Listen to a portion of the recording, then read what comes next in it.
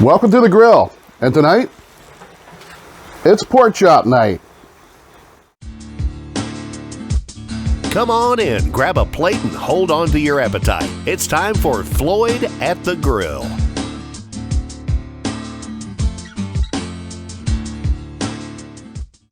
Now this is a simple recipe that I have. I just have some thinly sliced pork chops from Publix, and as you can see, I didn't cut them all too evenly. There are some that are a little thicker than the others, but you know, we get what we can take these days.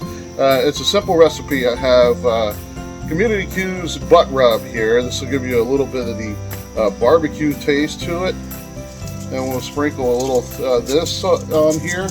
And then also for a little bit more seasoning and a little bit more kick, also going to use the Buc-ee's steak and chop rub as well, and mix a little bit of these two together to have added little flavor. You gotta be kind of ginger with the Buc-ee's. I found out that that is a little on the spicy side for my taste, but it does add a good flavor to it, peppery flavor.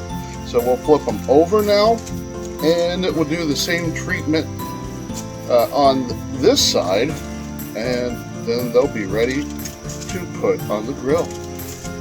Grill tip up to 400 degrees, so it is definitely time to put our chops on the grill.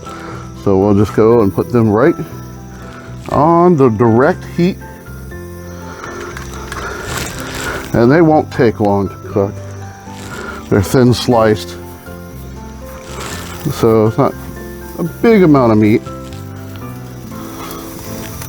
Going with that direct heat, they'll just sizzle up in just a couple of minutes. All right, it's been about 5 minutes, so let's take a look at our chops and see how they're going. So far, so good. Got a good mahogany color going on there. And that's only on the non-cooked side. On the cooked side, yeah, getting a little bit overcooked, but this has only been 5 minutes here. I said it was going to cook fast. So we may go a little bit from the coals and put them a little bit over to the side, make it more a little indirect, because we don't want it char burnt. We do like a char broiled, but not char burnt. So we'll set them off to the side from the direct heat and let them cook and finish up on this side. After a few short minutes, yeah, it's about a total of 10 minutes cook time on these chops, because with them being thin and as hot as the fire has gotten. So yeah, they're looking pretty good right now. We'll check the internal temperature, but other than burnt on one side, it looks like they've gotten their good color. And we'll take them off, let them rest, and then it'll be time to taste. Time to taste our pork chops. When I took them off the grill, I probed them with a thermometer, and 185 degrees temperature. So yeah, they were definitely done. And as we see, it has a great look on the technical bottom side I had when I first cooked it. Yeah, I got a little burnt on one side, but they come out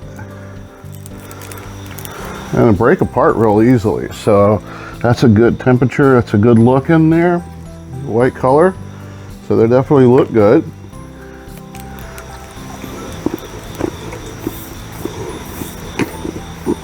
And the taste is right there on point as well.